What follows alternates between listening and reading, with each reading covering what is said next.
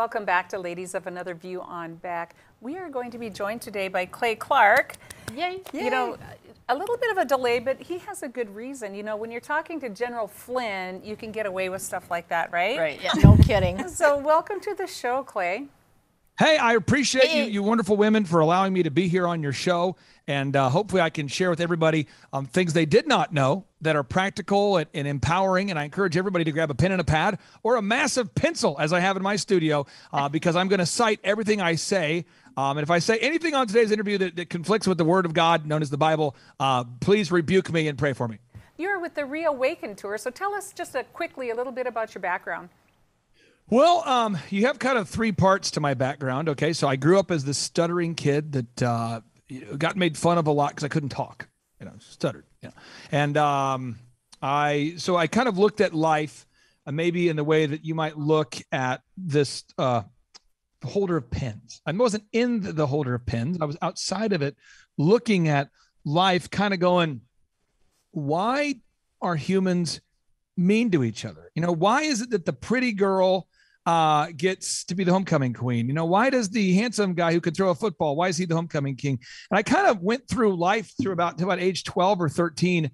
I had friends and stuff, but I got made fun of so much that I was almost emotionally not participating with most people, if that makes any sense at all. So I spent my time drawing, listening to music, and thinking about some way, somehow, how I could become rich before I was 30.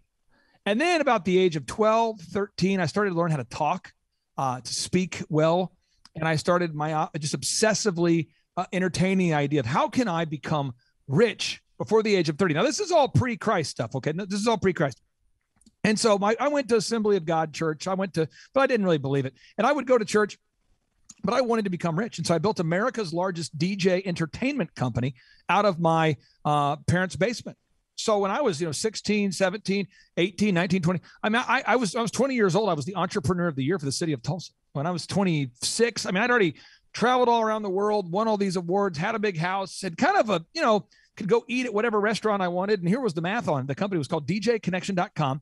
And the math on it, whenever you're an entrepreneur, you always start with the math. The math works like this. I made $150 approximately per wedding that we entertained for. We did the sound, the lights, the party coordination, the emceeing. And we were doing 4,000 events a year. So you do the math, you go, wow, that's pretty good. You're like a hand surgeon, And then I thought, well, all the brides need a photographer. So I thought, I'll call the photographers and say, hey, if I refer you, you're the best photographer. If I refer you, can you pay me a commission? And they said, well, yeah. And I went to the bakeries, and I went to the party for the dance floor rental companies, and I went to the caterers, and I went to the venues, and I said, will you pay me a commission? They said, yeah. Well, pretty soon I'm making like $1,000 a wedding per referral because I'm doing so many weddings. I'm like the wedding kingpin. And then I thought I should have my own bridal show. I tried to buy a booth at the other bridal shows, and the bridal show said, we don't want him in the bridal show. This guy's an animal. He'll kill the industry. So I started my own bridal show, and I built that, and I ended up, but anyway, long story short, that was like phase 2 of my career. And my son was born blind in 2000. And, my son Aubrey's 14 now. Okay. So he was born blind. There's my son Aubrey. And this is pre-14. He's really not a miniature kid at this point. But my son was born blind. And I didn't believe in Jesus. And my wife began praying that God would heal my son. And this is pre-Fauci. This is pre-quarantine, pre-Cuomo, pre-lockdown, before it was cool to tell people they couldn't go to church. I told my wife, stop praying in our house. And I'm the worst husband ever. I said, stop it. And she writes about it in the book, by the way. So if you read it, you'll go, if you read Now I See, buy that thing on Amazon, you're going to go, this guy's the worst person ever, because it's all true until the end. But I said, God, save the story. I said, God, if you'll heal my son, I promise I will serve you. I'll acknowledge you're a good God. How about that? We'll start there. And my son got healed. And so contrary to medical, the advice from the D. McGee Eye Institute and Dr. Groves and other experts, they said, your son will never see. And my son started seeing. And so That's I thought, awesome. How old Tell us about how you found out that he was actually seeing. What was that moment? Oh, that was crazy. I kept having meltdowns, and I just find a melt. This is my life. I wake up every day at 3 a.m. I get to work about 3:15. And I just grind nonstop until 6, no breaks, no lunch, just get a lot of stuff done.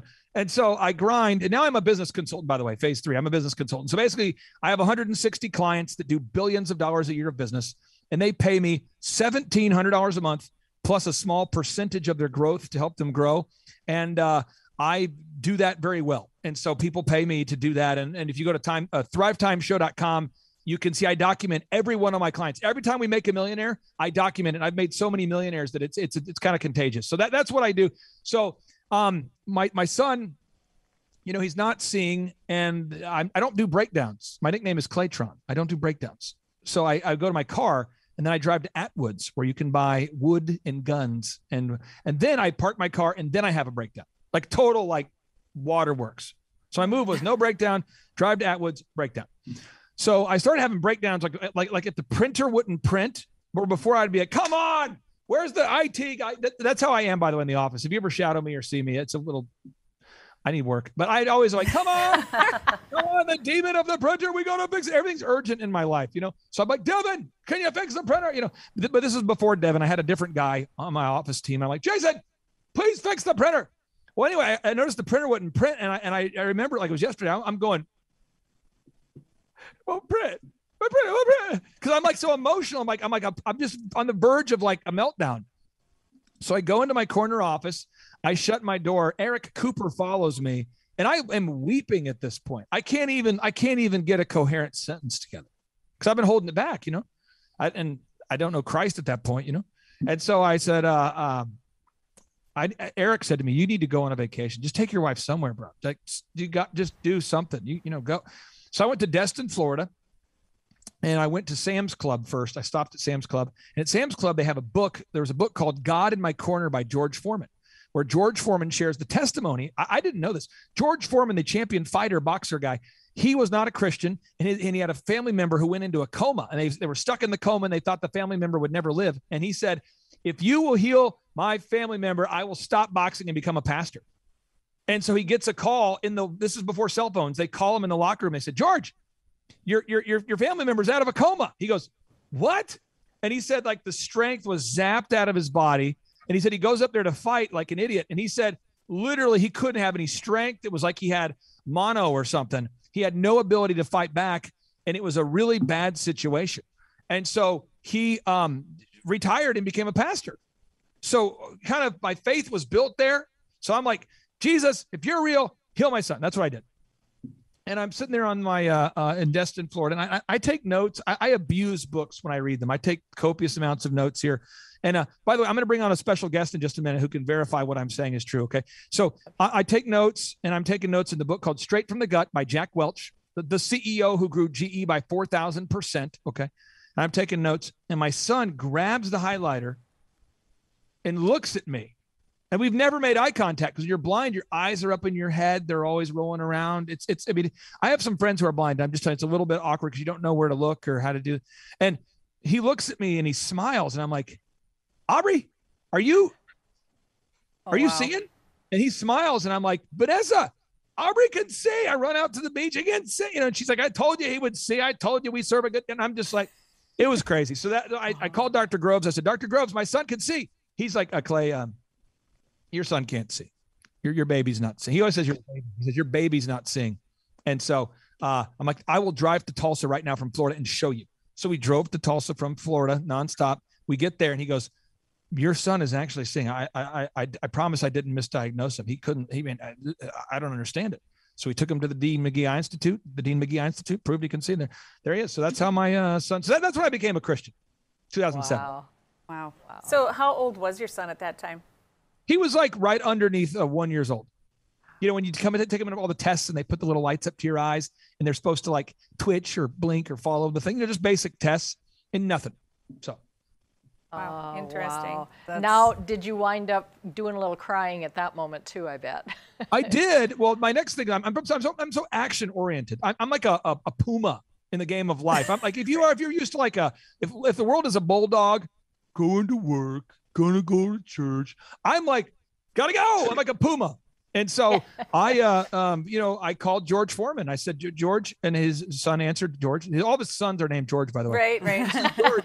This is George. He said, this is George. I said, which one are you? He said, Red. I said, Red, I want to meet your dad. He goes, why? I said, because your dad's book inspired me to pray and believe, and my son's healed. And he said, okay.